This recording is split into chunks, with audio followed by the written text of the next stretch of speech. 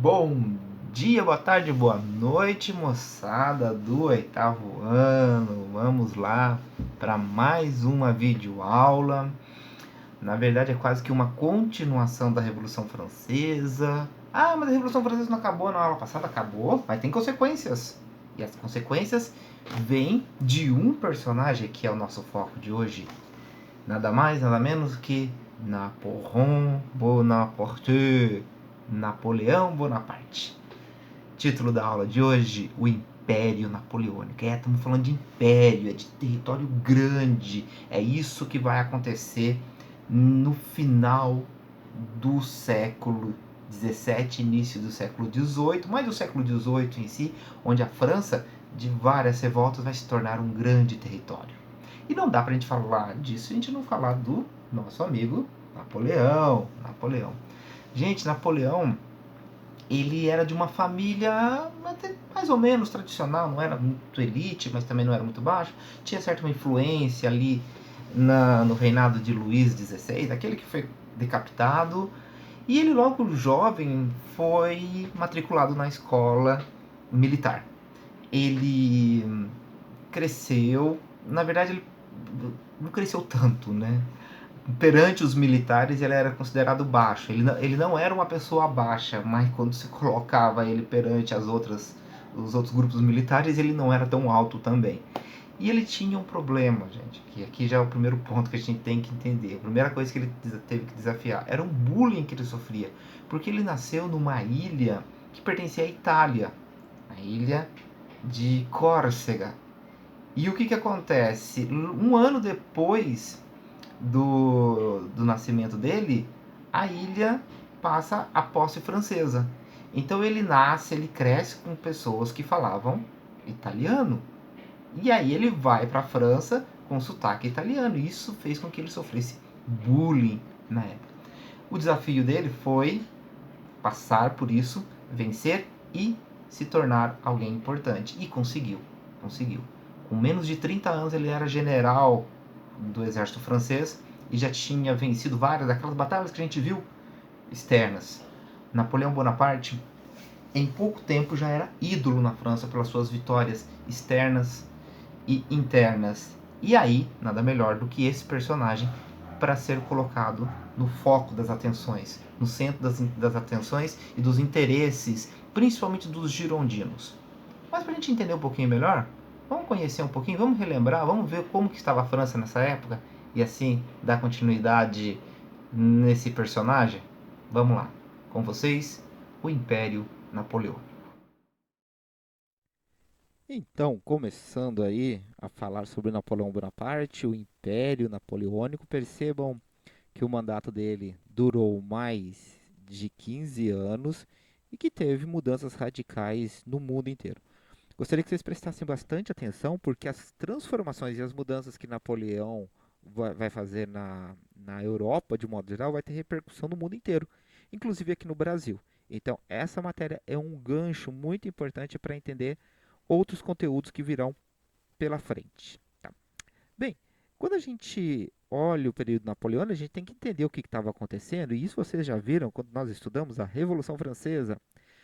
Se recordam que a França passava por movimentos muito complexos, lembra do período do terror junto aos jacobinos? Pois bem, esse período foi depois substituído por uma nova fase, que foi a partir do momento que os girondinos retomam o poder. Né? E aí a França fica numa estabilidade muito grande. Esse é o primeiro ponto que você tem que anotar. O quanto que a França estava numa situação complexa, seja quando os jacobinos estavam no poder ou quando os girondinos também tomam o controle. Vejam, a partir do momento em que ambos não conseguem tomar o poder e ter um controle, há necessidade de alguém que tome pulso, alguém com confiança de todos os lados. Foi aí, perante essa situação, mesmo tendo diretório organizado lá pelos girondinos, que vai ter um golpe de Estado chamado golpe do 18 Brumário. Lembrando que Brumário era um período do calendário deles, lembra que tinha mudado o calendário? Então não é igual ao nosso atual. Ou seja, o que você tem que entender é que com esse golpe, o diretório é extinto e começa um governo denominado consulado. O que é isso? Um governo onde nós vamos ter três cônsules, três governantes para tentar administrar esse processo. Um deles, Sciences, Ducos e Bonaparte. É óbvio, né? Fica fácil de entender, então, quem que vocês acham que vai ser o mais importante? Quem que vocês acham que vai liderar isso aqui? Napoleão Bonaparte, é óbvio. Napoleão, ele já era, né, dentro desse consulado, desse governo com três cônsules, ele já era o líder, ele já era o primeiro cônsul já. E aí ele toma o poder perante toda a fama, todas as vantagens que ele estava proporcionando à França, vitórias externas e assim por diante. E aí o que acontece? O que é interessante vocês perceberem? Que esse governo de Napoleão, ele foi um governo preparado para governar para a burguesia. Não se esqueça que foi a burguesia que o colocou lá. Então, anotem aí essa parte importante. O que ele fez? Pensando, obviamente, nessa burguesia, quais foram as mudanças que ele fez? Nós vamos dividir esse momento agora em duas partes: o interno e externo, que vem para frente. Então, internamente, o primeiro ponto que a gente pode pôr é uma reorganização do ensino. Ele percebe que é necessário, um país não cresce, não se desenvolve, se não tiver um sistema de ensino e aprendizagem dentro do que o governo quer. Não se esqueçam que a França estava atrasada na Revolução Industrial. Então era necessário um processo de ensino focado para essas indústrias. Olha o pensamento burguês. Igreja Católica. Lembra que a Igreja Católica sofreu bastante nessa época? Pois bem, vai ter um acordo com o Papa. Porém, é importante deixar claro que ao acordo com o Papa, porém, quem tem o controle da religião católica dentro da França vai ser Napoleão Bonaparte. Ou seja, há o apoio, porém a igreja não pode interferir nos assuntos internos franceses.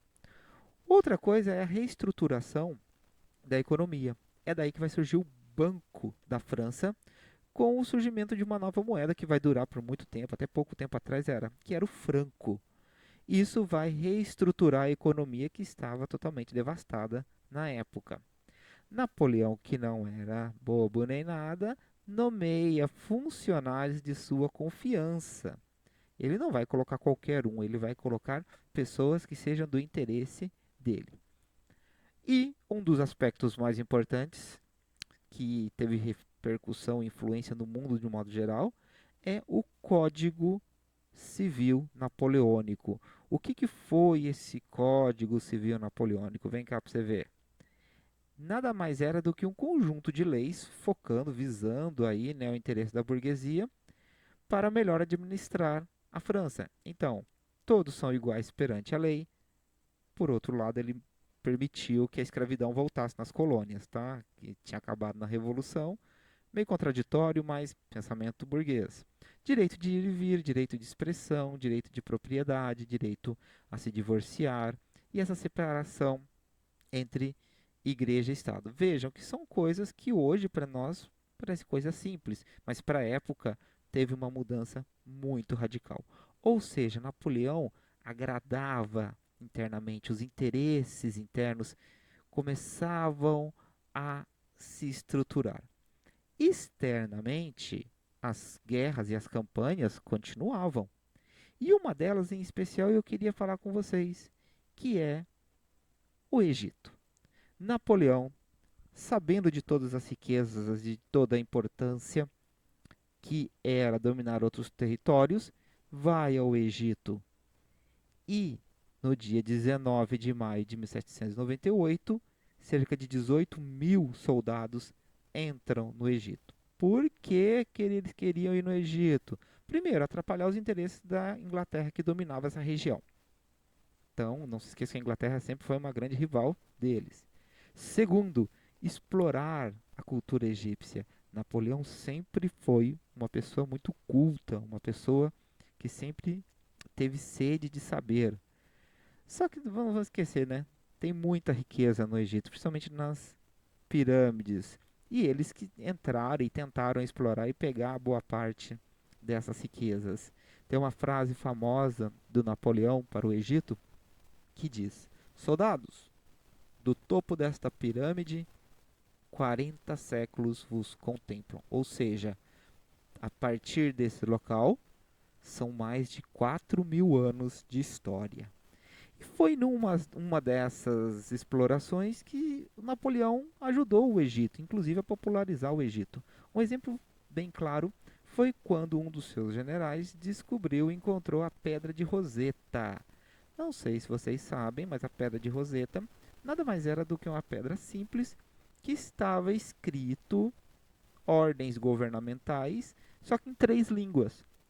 Em hieróglifo, demótico, que são línguas que não se conhecia, não se sabia do Egito, mas aqui embaixo estava em grego. Como o grego era conhecido, pôde-se traduzir e controlar aí, conhecer, descobrir muitas dessas riquezas. Bem, tudo ia muito bem no Egito até que a coisa mudou.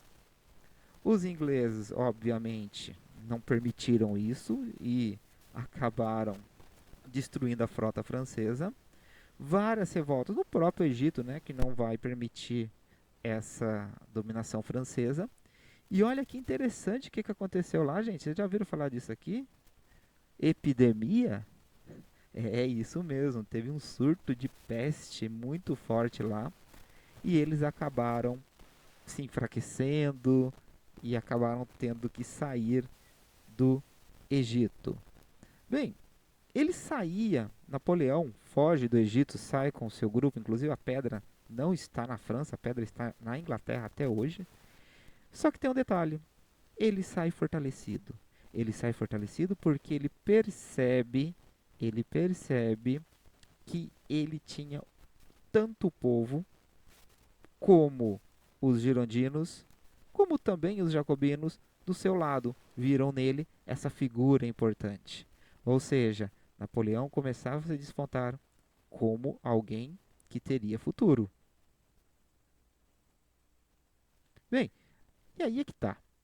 Perante essa situação, Napoleão, ele tentou agradar todos os lados, como eu falei para vocês, apesar desse estilo meio de ditador. Como ele conseguia apoio de boa parte, ele conseguiu ser proclamado cônsul vitalício, ou seja, um chefe até morrer, tendo inclusive o direito de escolher o seu sucessor. Vejam que o poder está aumentando. E foi aí, e atenção para essa parte, ela é fundamental, que em 1804 foi feita uma eleição onde 60% da população concordou que fosse reestabelecido, que voltasse a monarquia, ou seja, o governo com rei. E adivinha quem que seria o rei, o chefe, o imperador? Napoleão Bonaparte. É interessante que a partir de agora começa o Império Napoleônico e tem uma coisa muito curiosa, que o Papa foi chamado para coroar Napoleão como imperador, e na frente do Papa, na hora que ia ser colocado a coroa na sua cabeça, ele tirou a coroa das mãos do Papa, se voltou para o povo, se autocoroou e ainda coroou Josefine, a sua esposa, com o propósito de dizer: quem manda na França sou eu, estou acima, inclusive, de Deus. Dá uma olhadinha mais ou menos no que foi.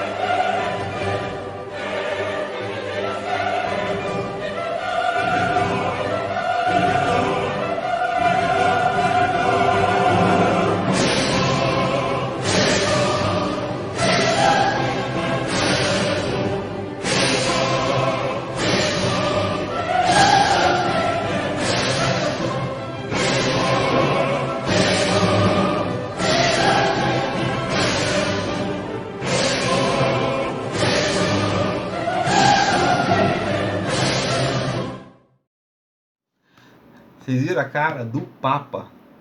O cara teve a coragem de tirar a coroa das mãos do Papa e se autoproclamar o imperador. Gente, não é qualquer um que faz isso não. Napoleão realmente tinha um poder muito grande, uma influência muito forte. E isso vai fazer com que a população na França o veja realmente como um mito, né? Aquele que vai resolver todos os problemas, vai vê-lo como realmente o salvador da pátria. E Napoleão também vai incorporar isso, né? Vai incorporar essa figura mística do salvador. Não é à toa que esse poder não vai ficar só na França. Aquela França que até então se defendia contra os ataques externos, agora passa a fazer um processo contrário. Começa a expandir esse território. E é isso que a gente vai ver agora. Essa expansão, a transformação do Império Napoleônico. A gente não pode esquecer que tinha uma Inglaterra no meio do caminho que não combinaram com eles. O que aconteceu, a gente vai ver agora. Vamos lá. Então, pessoal, começamos agora a parte da política externa. Nós vimos que internamente Napoleão conseguiu resolver boa parte das questões francesas, inclusive recebendo um apoio muito grande. Agora a gente vai ver um pouquinho externamente. E a primeira parte que a gente tem que entender é que Napoleão começa várias guerras de expansão territorial.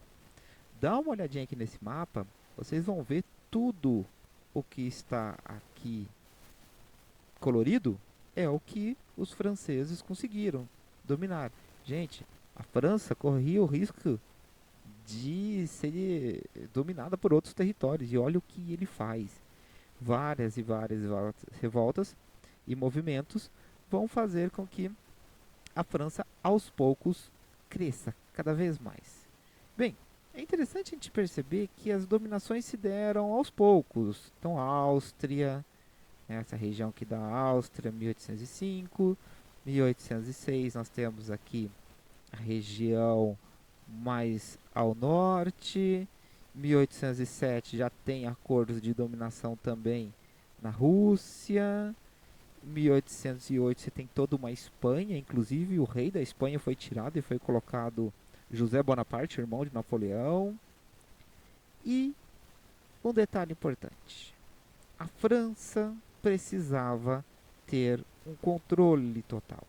É aí que vai entrar um dos assuntos mais importantes, anotem, que isso é fundamental. O Reino Unido, a Inglaterra era um país a ser batido. Até tentaram fazer uma guerra aqui, a Batalha de Trafalgar, mas o exército inglês era muito mais forte e acabou dominando. Foi aí que Napoleão teve uma grande ideia. Se era impossível vencer a Inglaterra por mar, porque eles são uma ilha, né, não tem como ir por terra, eles resolveram bloquear o comércio com os ingleses. Olha que estratégia boa. Ou seja, fazer com que não houvesse comércio, seja de compra ou venda, com os ingleses. Ou seja, estrangular a economia inglesa. Essa estratégia tem um nome. Anotem aí, é muito importante. A gente vai chamar essa estratégia de bloqueio continental. Bloqueio continental, ou seja, o impedimento dos países controlados pelos franceses de comercializar com os ingleses.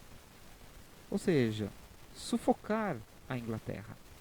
A grande questão aqui é que, de um modo geral, até aqueles que não tinham sido dominados diretamente, né, esses territórios aqui que vocês podem perceber em cinza, eles estavam sob ameaça, mas não foram invadidos. Não é à toa que, perante o bloqueio continental, a Rússia concorda. A Rússia concorda aqui. Esse lado aqui. Mas aqui que vai entrar um pequeno detalhe. Você percebeu que tem um mapinha aqui embaixo? Não tinha visto. Eu pus de propósito. É o Brasil. Nossa, o Brasil tem a ver com Napoleão Bonaparte? Tudo a ver. Tudo a ver. Por quê? Porque nesta época o Brasil era uma colônia portuguesa. O rei de Portugal era Dom João, na verdade o príncipe João. E esse príncipe João tinha altas dívidas com a Inglaterra. E aí entra a pergunta: de que lado Dom João vai ficar? De que lado o príncipe vai ficar? Se ele fica do lado dos ingleses, Napoleão ameaça invadir. Se João, o príncipe João, fica do lado dos franceses, eles perdem um forte aliado que são os ingleses. E aí? Ficar do lado de quem? Foi aí que, depois de muita confusão, muita discussão, o príncipe João resolve ir contra Napoleão e ficar do lado dos ingleses. Napoleão Bonaparte, obviamente, diz o seguinte: tudo bem, se ele prefere ficar do lado dos ingleses, soldados, rumo a Portugal. Foi perante essa situação que os portugueses não viram outra solução senão fugir para o Brasil. Quando a tropa francesa chegou a Portugal, depois de muitas batalhas, muitas guerras, Dom João já não estava mais aqui, tinha fugido para o Brasil. Isso aqui a gente vai ver depois, tá? Só guarda essa informação com vocês, tá?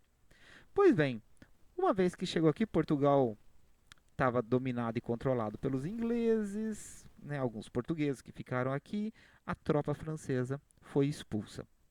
Napoleão chegou a dizer: esse tal de Dom João foi o único que conseguiu me enganar, porque não conseguiu tirar ele do trono. Como é que você tira alguém que não está no trono, né? Mas o que é Portugal aqui na Europa na época, né? Era um pequeno território de uma produção pequena de vinho e azeite, somente isso. Napoleão queria mais. É aí que entra o que nós consideramos o grande erro de Napoleão, que é a guerra na Rússia. Gente, em 1812, a Rússia, que dependia muito da exportação de trigo da Inglaterra, resolve também romper o bloqueio, tal qual Portugal tinha feito. E aí Napoleão, num ato, podemos dizer até meio que louco, reúne 600 mil homens e enviam a Moscou. Em Moscou, toma-se uma atitude: a tática de terra arrasada, ou seja, a população russa sai dos seus territórios, das suas casas, das suas terras e queimam tudo. Ou seja, à medida que o exército ia entrando na Rússia, estava tudo queimado, não tinha suprimentos. Ou seja, a marcha atrasou muito, o caminho atrasou muito, 3 meses. Eis que chega o general Inverno. Olha a temperatura que os franceses vão ter que enfrentar na Rússia, gente. Isso vai ser mortal para o exército napoleônico. Nós temos de um lado uma terra arrasada, ou seja, não tem suprimentos. Eles queimaram tudo. Nós temos por outro um inverno pesadíssimo. Soma-se a isso, a essa tropa com fome e doente. E quem é que vem por detrás? O ataque russo. Ou seja, há uma retirada de cerca de 150 mil mortos. Foi um grande erro napoleônico. Para vocês terem uma ideia, olha aqui, estudos arqueológicos recentes encontraram muitas ossadas francesas. Dos 600 mil homens, apenas 5% conseguiu retornar. Com isso, nós temos o fim do exército francês aí. Acompanhe um pouquinho para vocês entenderem o drama que os franceses enfrentaram na época.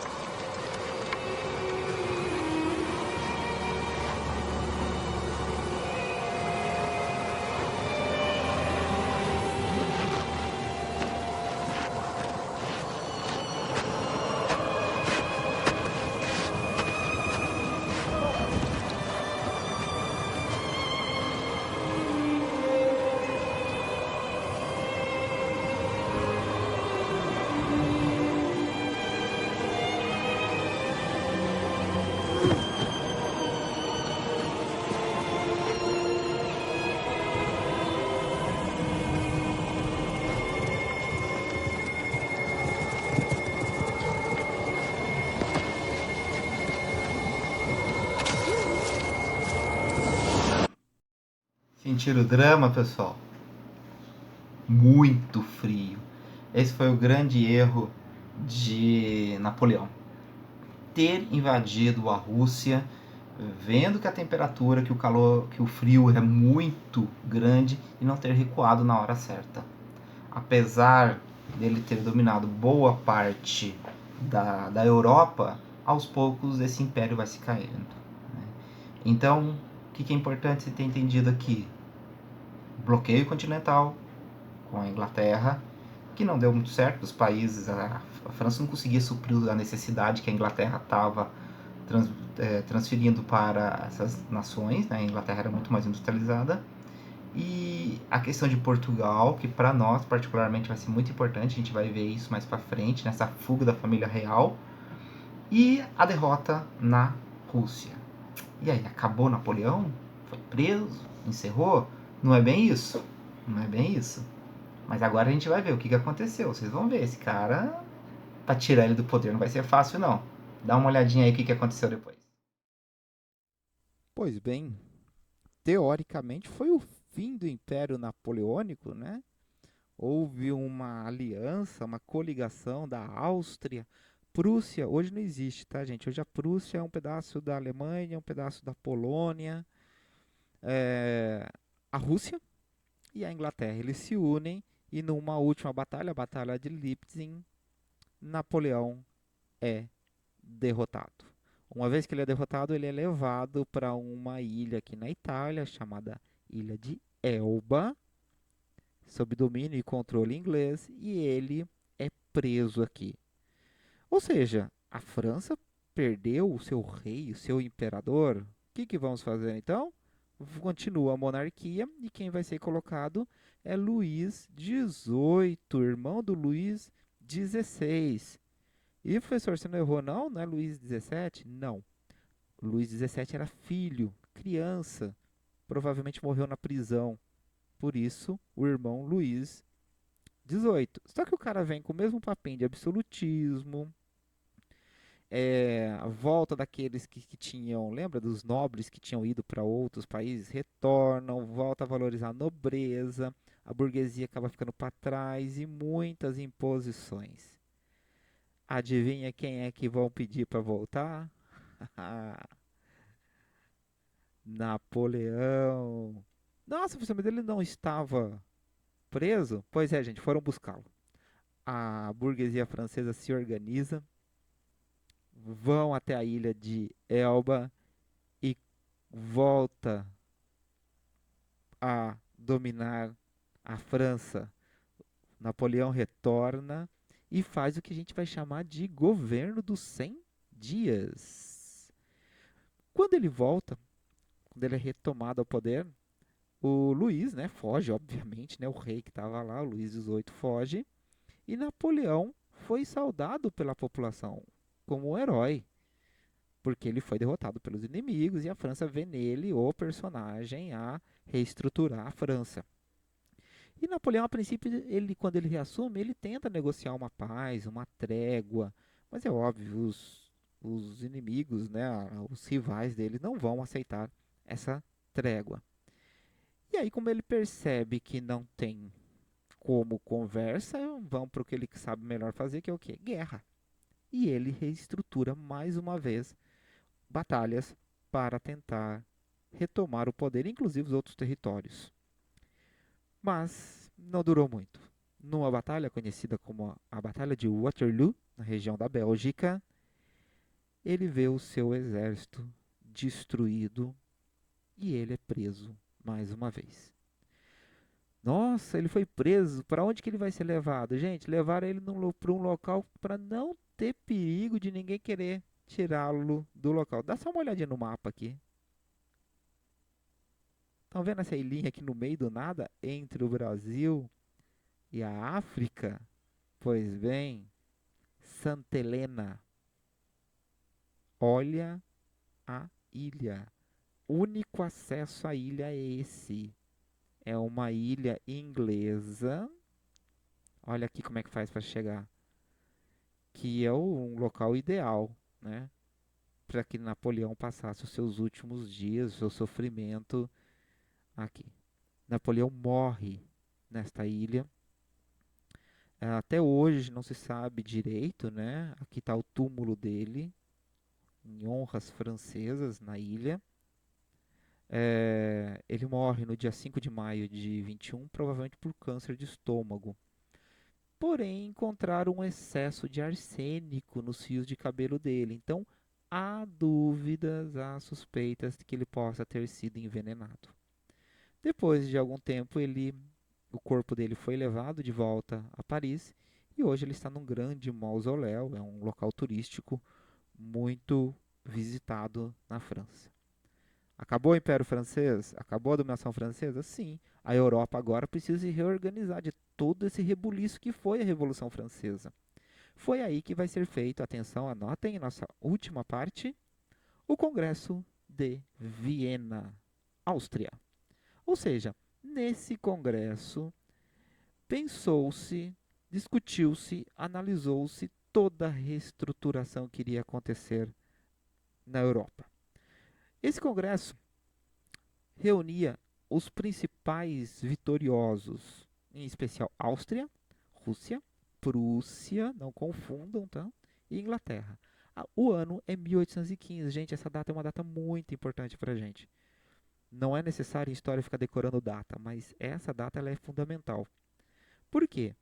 Porque foi nesse momento que alguns objetivos foram organizados na Europa que vai ser depois pensado para o resto do mundo também. Como, por exemplo, era necessário reorganizar a Europa pós-Napoleão, pós-Revolução. Tinham que voltar ao antigo regime. Não vão conseguir, né, gente? A Europa, o mundo não foi o mesmo depois de Napoleão e da Revolução Francesa. Mas a intenção era essa. Impedir que as ideias liberais lá de igualdade, liberdade, fraternidade, burguesa se expandisse pelo mundo. Também não vão conseguir, mas era o objetivo. E os principais focos deles vai se dar no seguinte: restauração, ou seja, vamos restaurar o antigo regime. Vamos voltar como era antes. Eu não lembro o que é antigo regime. Lembra que você tinha lá no topo o rei, depois vinham os nobres e por último o terceiro estado era o povão? As mudanças eram feitas apenas por estado, não havia mudança, né, de um estado para o outro, era por nascimento, a condição social da pessoa. Legitimidade, ou seja, voltar às antigas dinastias, os reis que foram retirados do poder, os reis que foram excluídos poderiam voltar para os seus tronos, ou seja, é legítimo isso. E o equilíbrio das forças, fazer com que as antigas fronteiras geográficas voltassem como era antes, sem que uma nação fosse considerada melhor do que outra. É perante isso que vai surgir o que a gente vai chamar de Santa Aliança. São três das principais nações. Santa Aliança porque está ligado a muita religião, né? A Áustria é católica, a Rússia ortodoxa e a Prússia protestante. Qual era o objetivo dessa Santa Aliança? Fazer um pacto militar para impedir essas ideias liberais, inclusive na América, que estavam pensando em liberdades, em conseguir diversas independências. A Inglaterra não vai gostar disso, porque a Inglaterra quer países independentes. Para quê? Para comprar seus produtos, é óbvio.